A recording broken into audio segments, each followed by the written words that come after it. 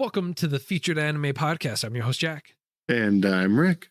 And today we are talking about My Dress Up Darling, which was a recommendation by CJ and also Rick's choice. So it's a kind of a double whammy right there. But before that, we were talking about the holiday season, talking about Christmas, in general, how we both are kind of feeling right now at this point for Christmas and the holidays and everything, really kind of having to deal with it. And just like just our overall feelings and traditions for movies or songs that we like to have. We want to catch a part of that wider conversation. Patreon.com/featured anime podcast. $1 a month will get you access to that bonus content and more. Now on to the meat and potatoes. My Dress Up Darling aired January 2022 through March 2022. So really recent, the beginning of this year, and relative to this recording. Producers for it are Aniplex, Square Enix, Movic Studio, and Tokyo MX, just to name a couple.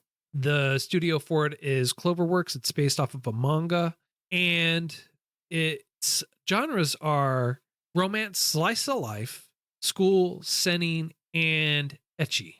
Nope, not that last one. It is. You and I both sure? know. Yes. I checked. Yes. No. I don't know. Because you only checked one place. You only checked one place. I checked a reputable source. It's not ecchi. Yeah, well, that's only on my anime list. On Anime Planet, though, it's listed as a comedy ecchi My romance. anime list is the end all be all. No, it's not. You know it. It's. I'm just saying. You want to wish it wasn't an ecchi, but you and I both know it is an ecchi. So I mean, if my anime list says it's not, then it must not be. 12 episodes of pure etchiness all the way through. You don't. So, I don't know. It felt very son. Crap! CJ? I don't even know the names of them. CJ. See. All right, people. See. Anything people. to justify it not being an ecchi, just to try and hide his love of ecchi. It's not. It is. Look, just because I happen to like this does not necessarily automatically make it an ecchi.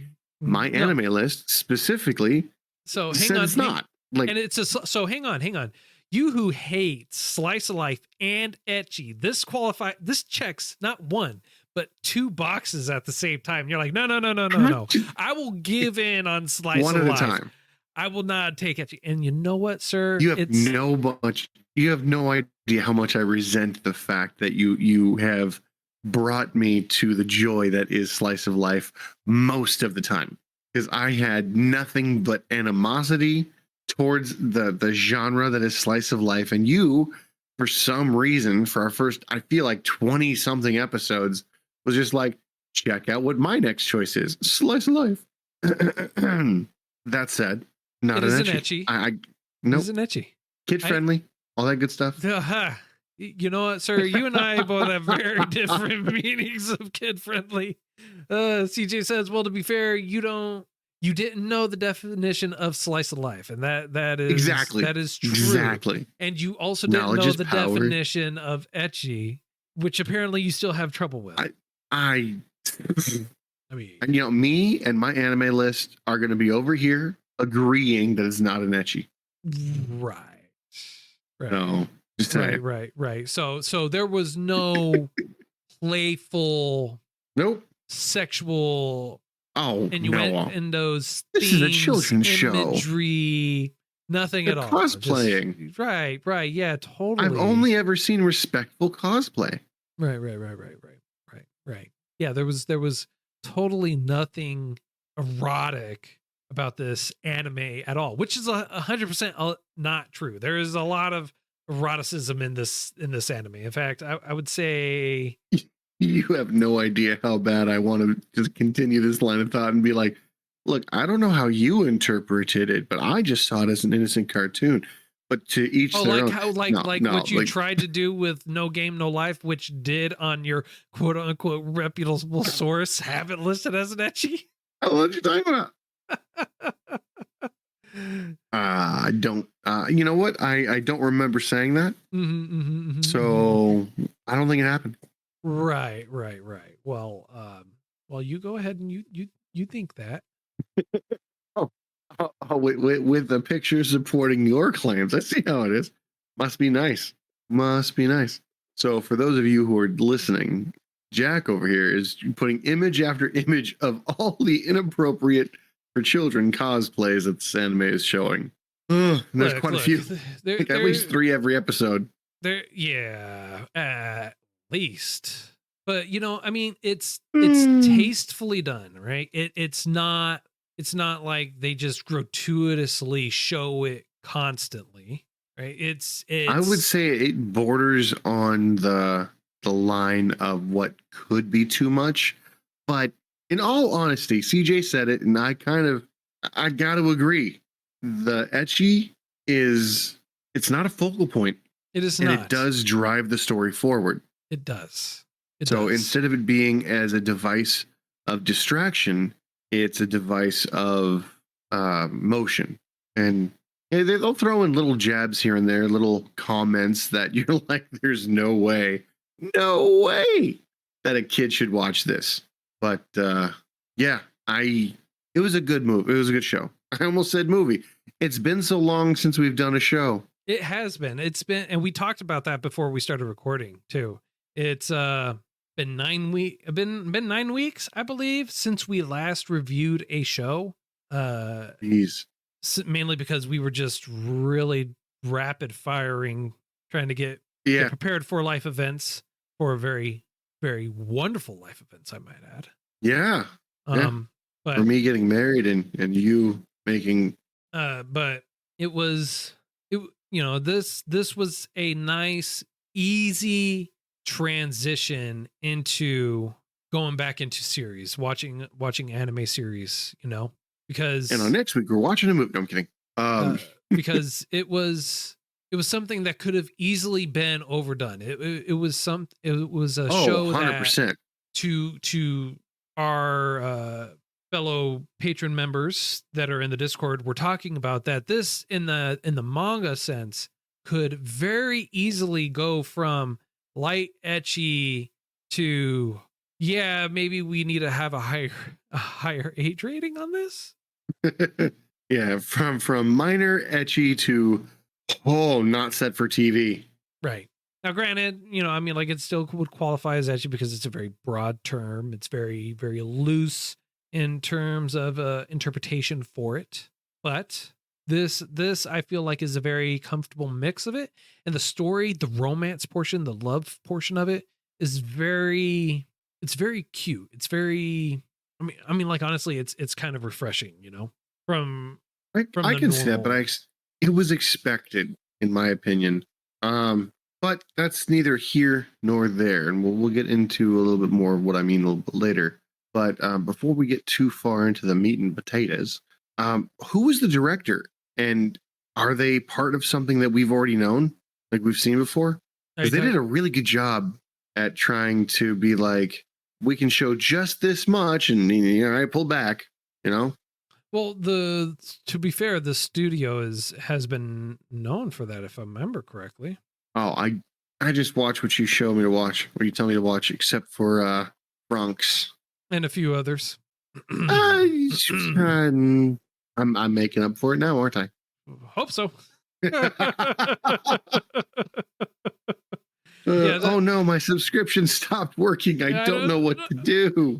I don't know what happened, but something happened somewhere along the way. Yeah, the reason why I say studio is because for anime series and everything like that, and much like television episodes and everything like that, you have multiple directors, and there's episode directors, and then there's multiple storyboards. So for a series, they'll sometimes have someone that comes in and directs a very specific, or they'll write and direct a specific episode.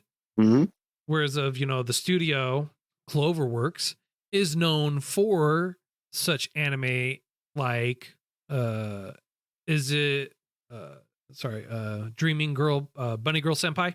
They're known that's one of theirs. Bunny Girl Senpai. Darling in the Franxx is one of theirs. Spy Family So they got a wide range.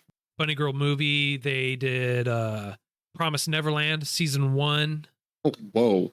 So just, I mean, those it are just definitely is. those are just like a couple of the more recent prominent ones. They've done a Fate Grand Order movie, I believe.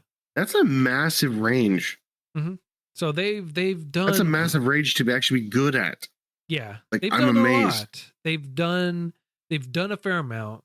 They've even worked on Persona 5, the animation section for Persona 5. Okay, I don't think I've seen that. The TV series animation Persona 5, and then the game. Oh yeah, no, I haven't. Fine though. Maybe one day. Someday, maybe. But you know, Fate Grand Order, Spy Family, Promise Neverland, Bunny Girl Senpai, Darling the Franxx. I know there's another one that you haven't seen, Rick, that I've seen that I really enjoyed, that I know that CJ and a few others and my wife included have seen. It's Horimiya. It's another anime that's I felt was very, very well done. It was very good, but we'll eventually watch that. So, but animation wise, quality wise, what I'm getting to is I'm not surprised because of that, because of everything that they've done quality wise for this. I am not surprised. It's almost expected at that point, you know? Okay, I can see that. You know, when y'all told me it was ecchi, I know you're expecting me to be like, oh, I was super excited. But in reality, I was very skeptical because I was like, well, if it's nothing but tits and ass and that's about it, that's really all they're going to focus on. Really don't need to focus on the story or really anything else that we would consider to be important normally. And boy, was I wrong, because like usual. No, not like you. Like usual. You always assume 61% of the time. We'll say 99% of the time. That sounds like a 65% now. 79 million% of the time. You're getting close. It's almost not there. No, like I figured that just like in that anime where they use boobs and butts to fight, which you have told me repeatedly that I need to watch. It's hilarious. It's so funny. And which I am pretty sure qualifies as an ecchi. So I mean, again, dude, wait till you see the titty tornado. That's hilarious. See, again, you know, everyone knows by now that you like to feign, oh, I don't like ecchi, I don't like slice of life, I don't like this, I don't like that, blah, blah. And you set up this giant facade, and then when it comes right down to it, those are some of your top tier anime. I don't know what you want me to tell you. It's good. It's when it's good, truth. It's good, you know? It's the truth. Well, what I can say is, while in that anime, the boobs and the butt are literally what drives the show forward. Here, every time you see boobs or butt, it doesn't retract or progress the story, you know? And the story itself is innocent and well enough and good enough that it can stand on its own. You could almost have a few different scenarios that this story would work with, but I don't rightly know that they could have done as good a job if they were trying to go for a different route, you know? Right. The character, the story, the way it was written, the dialogue even. But actually I digress. The dialogue kind of sucked in English. A lot of dude, a lot of bro. Well, that's how she talks. Like she actually says that. She's a gal, all right? In case you couldn't tell from the piercings, the hair, the highlights, the contacts, the fake nails, like Speaking of contacts, that's her whole personality. That's how she is. She's a gal. You know, like how it was Speaking for my context, girlfriend is a gal. Mm-hmm. So the writing was honestly very well done because she never stopped being that style, that personality.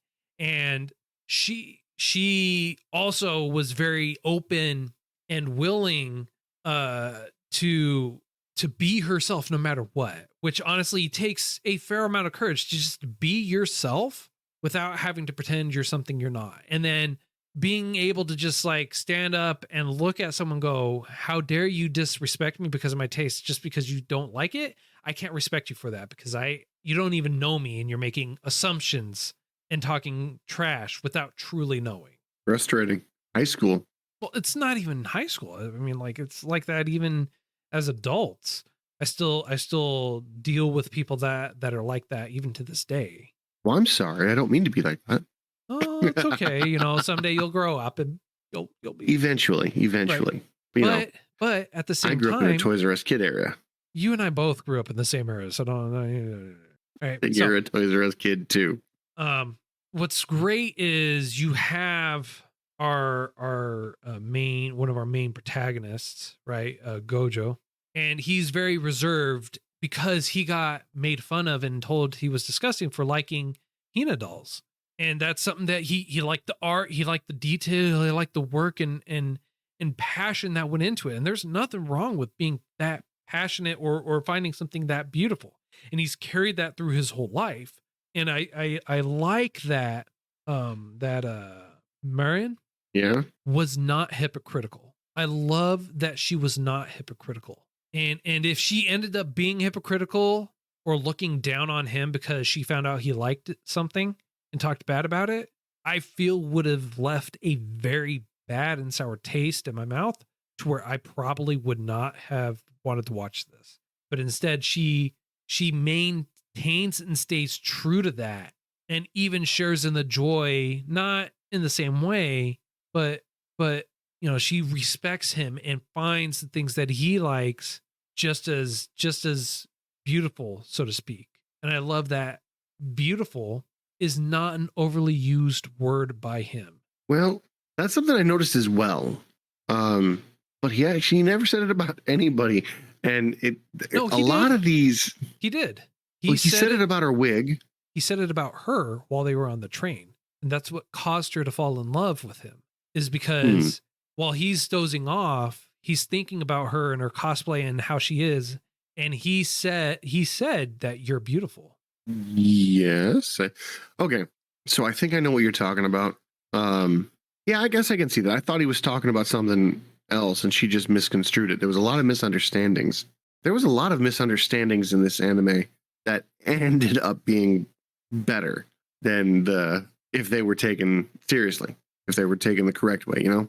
And from what I can see, well, I don't know how it usually when there's a misunderstanding, there's no clarification on it. I don't think there was a misunderstanding when he thought she was beautiful. She never assumed that he was just talking about her in one particular way. Now he's looking at her and her cosplay and everything like that and still called her beautiful. That would still mean that through the effort and everything like that, she was beautiful. Still calling her beautiful, regardless of how she chooses to cosplay or otherwise, he still called her that.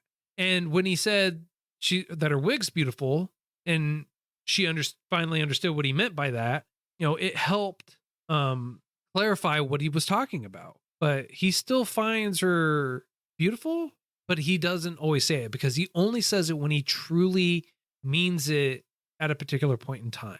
And it's not something that he uses just frivolously. That makes sense. But I feel like he might have been a little bit too reserved. You know what I mean?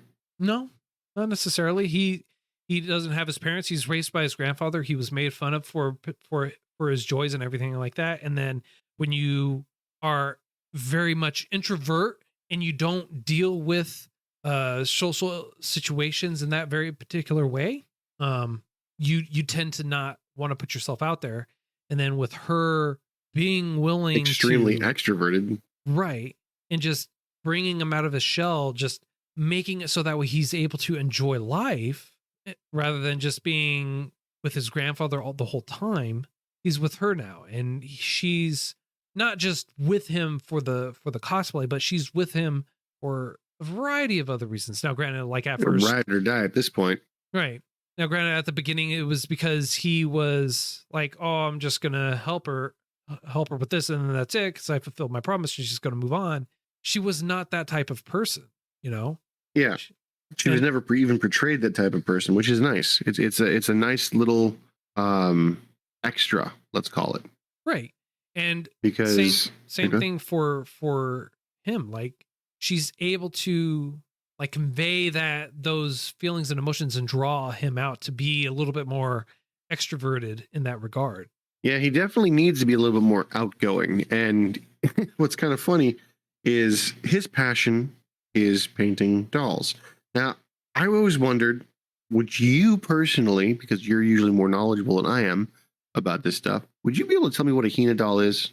Hina doll is to my understanding from what I saw on there, it's anime doll or not anime, sorry, dolls of Japanese people in traditional Japanese garb with their face painted and hair. I mean, like that's just what I'm gathering from the anime. And the Hina portion of it is the particular style of it. So it's portrayed. Well, my question was, do they have a body, or are those just hands, a head and hands?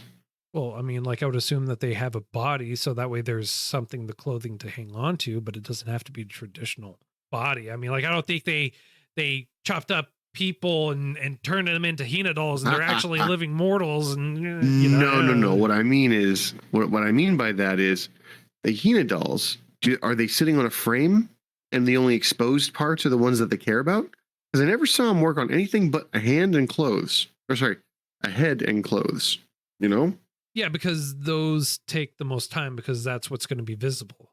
So my question was, do they just? Is it possible they just? I promise I can talk. It's the words are there.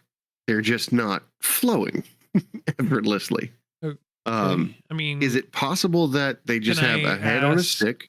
Can I ask why it really matters? Because it intrigues me. Okay. Well, fair enough. Fair enough.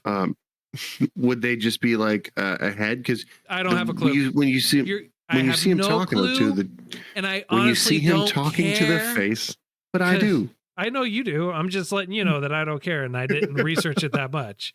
I mean, when I say I didn't research it that much, I didn't research it at all. I do know that You're not a true enthusiast, then. About Hina dolls. You're right. I am not a true enthusiast about this anime. Oh man. I would assume that there's probably particular parts that you can move and position to a particular fashion is what I would assume. So that way you could display them in a very particular way. Yes, the head is on a stick in the anime and you see this. However, beyond that, I don't know. I mean, like you could have the head on a stick and then stick it into the body because you see the body's positioned there with the hands and everything like that too. But it's not like you see them in multiple different ways. Yeah. But that's his dream, though. His dream is to make the Hina dolls, and you're going to spend time and effort painting the face, making it as perfect detailed almost. Yeah. Whereas the body, you're not painting it, so I don't think it really matters personally. Clothing is something that you need to work on and use and know how to sew for. And so that's honestly where they came in and where she really asked him for his help is because he knows how to sew. What's really great is she enjoyed his company and she enjoyed picking on him and making him feel flustered and everything like that too. So she was having fun with him at the same time because he wasn't some pervy punk that just says, "Oh, what is that anime?" Ugh. Like who the hell are you to judge me on my likes and tastes? That makes sense. He was more along the lines of like, and I feel like she understood this, that he very much admired her for who she is, how outgoing she was, and the fact that she was willing to be herself no matter what, and she never hid who or how she was for that, which is honestly very courageous. I can see that, but I feel like growing up, I had not Barbie dolls, but similar, like Ken dolls and stuff like that, G.I. Joes, and we didn't get clothes that came with the dolls. We would make our own, crochet, knit, sew, whatever.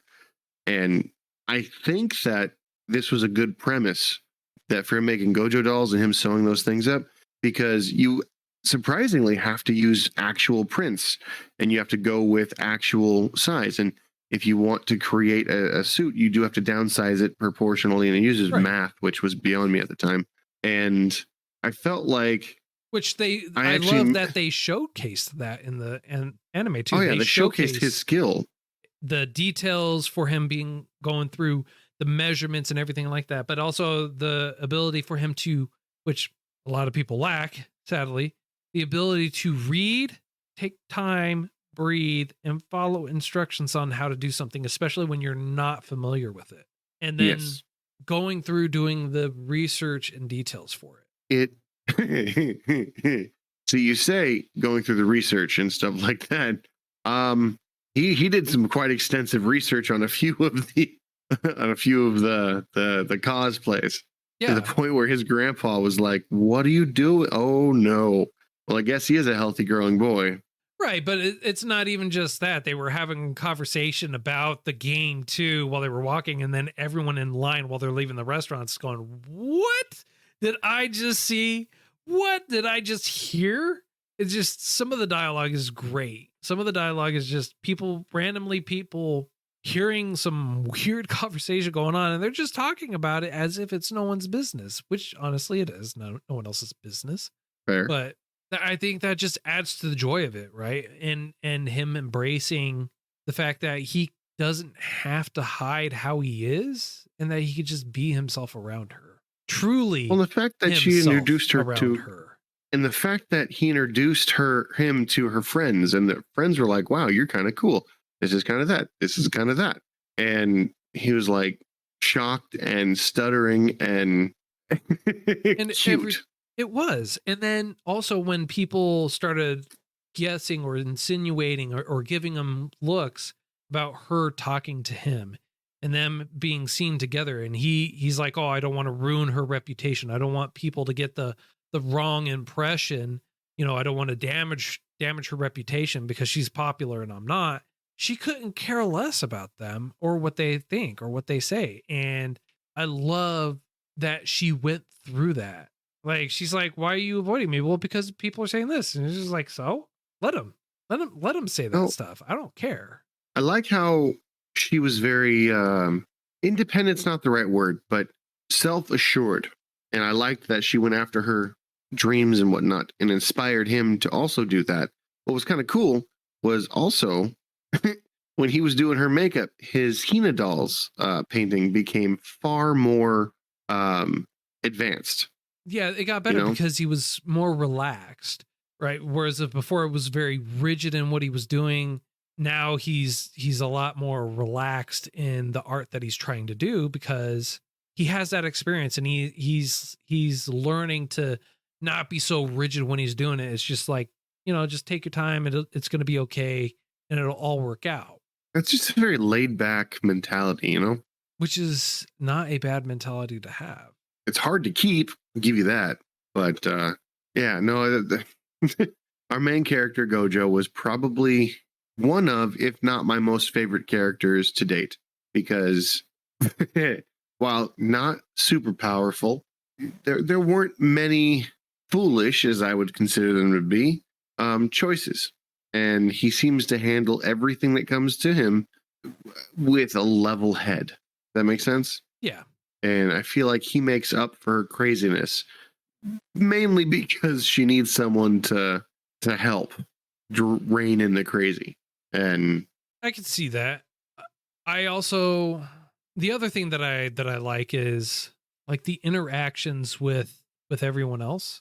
So mhm, like in their overall personality and how he interacts with them is great too. And I feel like the two of them being together really help balance each other out.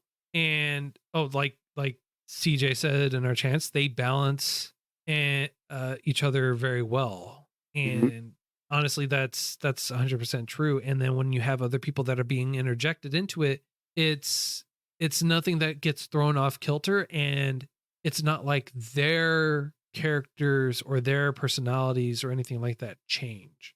It's they stay true to themselves. And when Gojo has an interaction for Juju, the other cosplayer, Sojina, his sister, Shinju, her sister, Yeah. he picks up on the subtlety and interactions of it, and then he goes through out of his way to help her express herself with something that he had trouble doing himself. And he even comments on that. He's like, I can actually understand where you're coming from. Being afraid to put yourself out there, being afraid to express what you're really enjoying, what you are interested in. It's hard. And I understand that. And Well, of course, you don't want to be ostracized. right. No? But it also speaks to his growth, because instead of him not going out there and doing that, not going out and reaching out to her and saying, hey, let me help you with this. He does. He reaches out, he does what she asks, and he makes sure that she's comfortable and everything like that for the interactions. Makes sense. Makes a lot of sense, actually. But it also shows how much Marine is falling for him, because she finds out that Shinju is going to his house, has been to his house with just him there. And she's like, hold up. Wait, hold up 1 second. You were there alone without me, with another girl, helping her with cosplay. What? So the whole, hey, I'm jealous because of this. I'm not comfortable. I'm jealous, because I want you all to myself, but at the same time, not freaking out on him, not yelling at him, understanding that, hey, like, it's all right to be like that, Yeah. But you know what? One of the things that I felt like this anime was missing, even though there was plenty of adult themes around, no beach day. I mean, technically there was. Oh? I mean, do you not remember the scene where they go to the beach right after class in their clothing? He falls in the water and gets covered. It counts because they were at the beach and it was during the day. Beach day. They fell into a pool at school. No, they went to the beach. Do you not remember them going to the beach? I must have missed that one. It was a nice, long, lengthy episode because he's never been to the beach before. Yeah, I skipped that one apparently. Yeah, apparently so. Yeah, no, because I was shocked. I was a little disappointed, and I remember him referencing the last episode. I remember him referencing that they went to the beach. Yeah, they did. But they went to the beach. It must have happened off screen. No, it didn't. It happened on screen. We all saw it. Well, most of us did, apparently. I mean, like they're standing in the water together. They talk to each other. He's comments on the water being cold. He gets his feet wet. Why did I think that was a dream sequence? I mean, why did I think that was a dream sequence? Because you didn't want to believe that was a beach episode when it really was. But no, I didn't see any bathing suit on him. No, they just went right after school. That doesn't count. I'm sorry. Beach episode, beach day. Let's clarify this. When you go to the beach, does it become a beach when you are there at a particular time of year and wearing certain clothing only? Otherwise, you're just at a random puddle of water standing in dirt. So if you're watching an anime and they're moving from point A to point B and they get stuck in traffic, is that a whole traffic episode, or is that just an episode they got in traffic? Well, I would assume that it's a traffic episode if they're spending more than 3/4 of that episode in traffic. Yeah, that's debatable. Look, you know what? Hang on, Rick. Did you just read the synopsis and you actually not watch the? Not watch the anime? I'll put money on the fact I watched it. I got so much proof this time. So much proof. I'm just saying. You just say. Because they went to the beach. So they were. That doesn't count. That's not a beach episode. A beach episode is when they're like, no. A beach episode is when you've got main character, several other characters.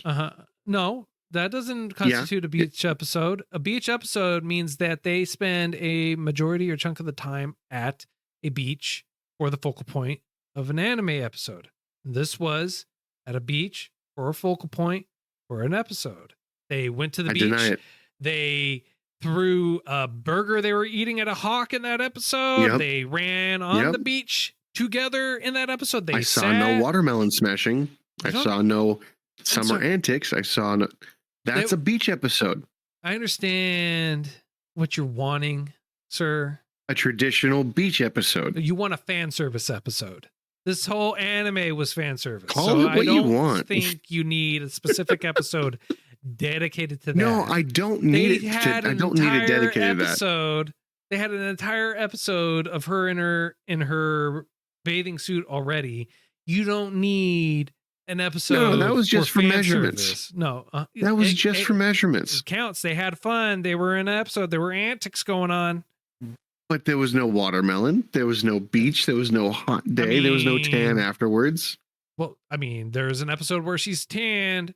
There's episodes where there's food involved. You don't have to have watermelon being in there. I mean, like, you could say this entire anime was a beach episode then at that point.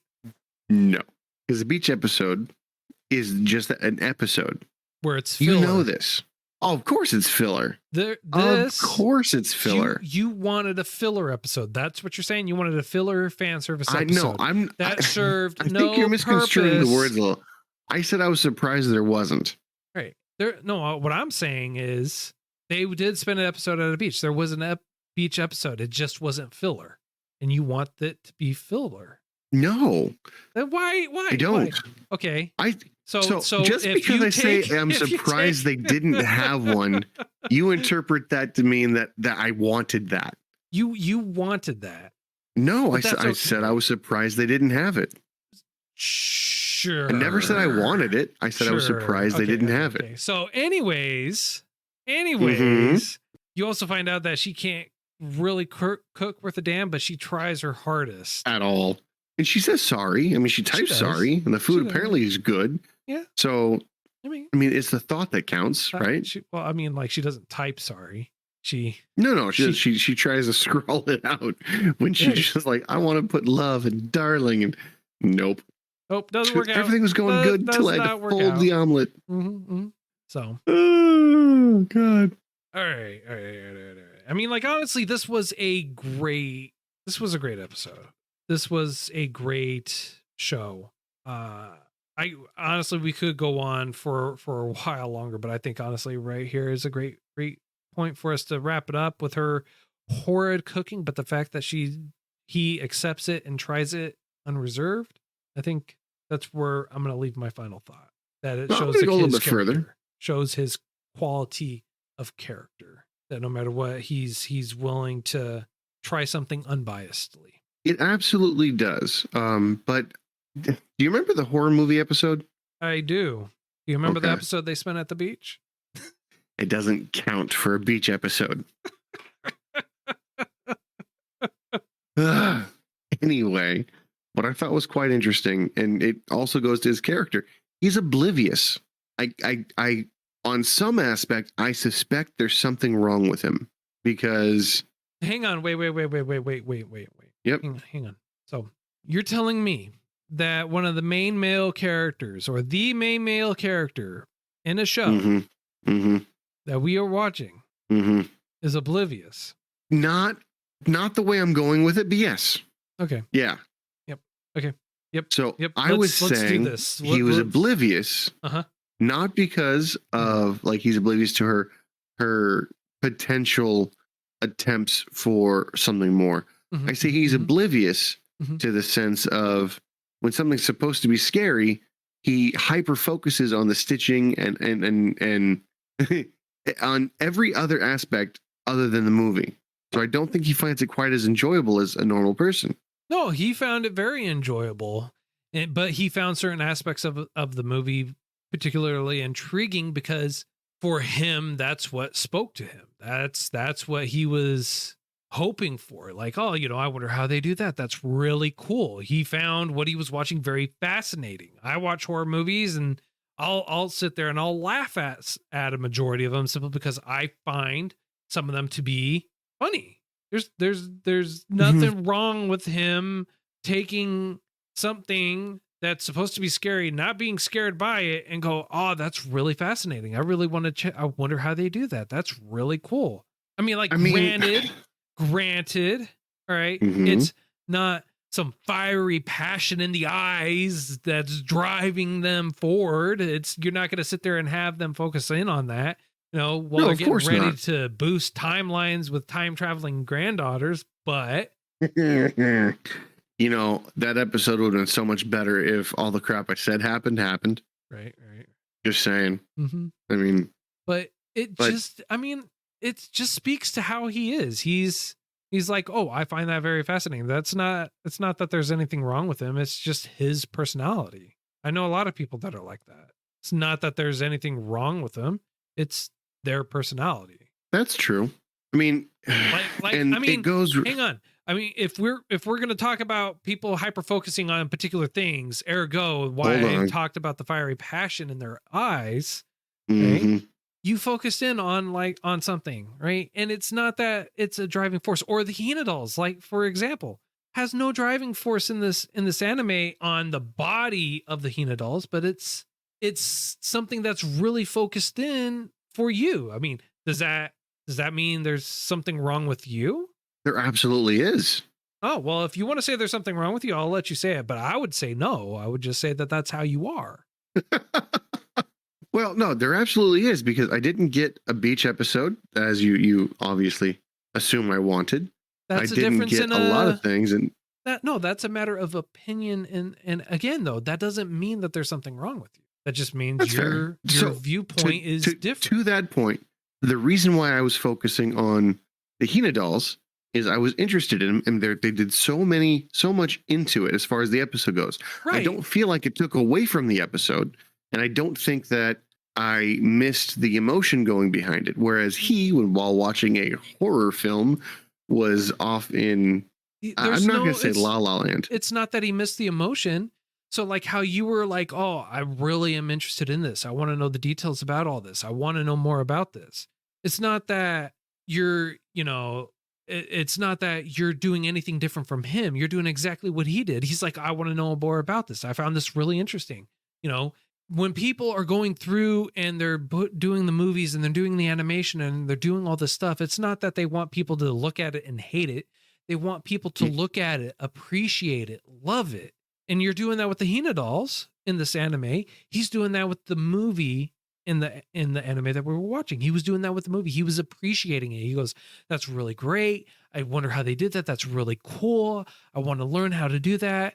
So they're out there, the people that are making the movie are inspiring him to improve himself, to be even better, versus, someone watching the movie being scared, which is what the movie's meant to do. But you don't always want to scare people. You want to inspire people to, go and watch more movies, or have the next artist or director be looking at this and go, that is so cool. I want to do something like that, or I want to try and tell a great story, or this and that. It's like the purpose of telling a story is to also try and help improve yourself. Now, not all stories do that, obviously, but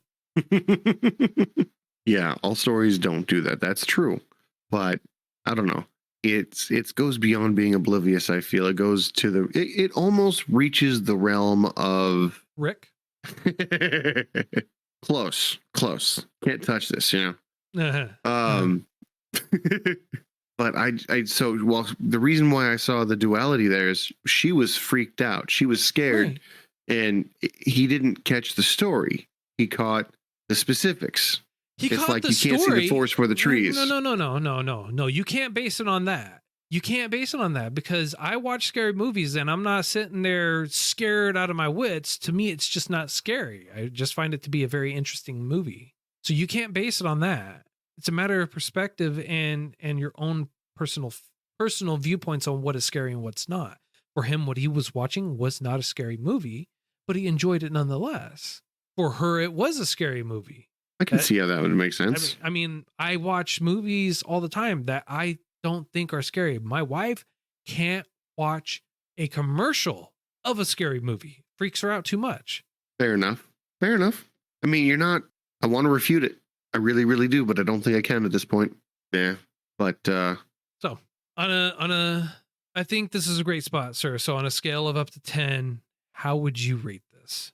I would probably great animation, decent story, revolved. It brought everything forward. It didn't really leave anybody out. There weren't any characters that were frivolous most of the time. Actually, almost all of the time. Um, Animation quality was really good, especially towards the end. And I think the relationship progression felt very natural. Yeah. So I'm going to give it a 9. I give it a 9. Um, Mainly because I'm expecting a season 2, and if season 2 goes really well, season 2 is coming out. They already announced a season 2, if I remember correctly. Yep, that's why I'm expecting it, and the way they ended it kind of alluded to that too. If season 2 is able to hold up, I would probably rate this a 10, just based on the fact that it's completed, but it doesn't feel like it's completed. No, it's not meant to. So because season 2 comes out, so that's what's making me happy about it. Hey. All right, what's your score? I'm gonna give it a 9 as well, because I enjoyed the story. It was very beautiful. It was wonderful. The animation was great. The progression of it was solid. What's keeping me from a 10 as well is the fact that it is an open ending. However, the ending is very solid, and the after credit scene was just very touching. Although I wish he gave a response, and we'll leave that for everyone to actually watch the show to actually understand. I wish he actually gave a response. That's one of the reasons why I'm not giving it a 10, but 9 for me. So 9 for me, 9 for you. Honestly, that's couldn't ask for a nice ease transition into anime. Series again. Speaking I don't think I'd recommend it to like a beginner anime watcher, but if you've seen a season or 2 of something, I'd probably throw this at you too. Yeah.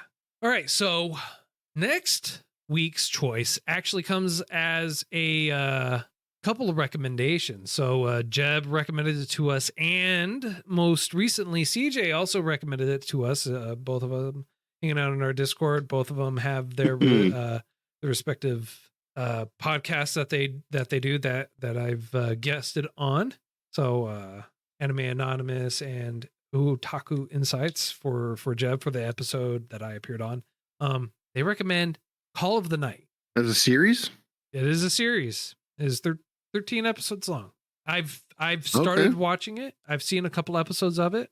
It seems like this is going to be a nice solid transition into the series, like into another series. Like pacing wise, I feel like this is going to kind of stay on point. Sounds good. I look forward to it, man. Indeed. Well, that's all the time that we have for today. If you want to catch what we talked about before the show and after the show, we usually do talk about a little bit of stuff. Patreon.com/featured anime podcast. If you want to buy yourself swanky swag, some merch, contact us, send us recommendations, anything like that, figure out where you can follow us and all that wonderful stuff. featuredanimepodcast.com. All that information is on there. And until next time, I'm Jack.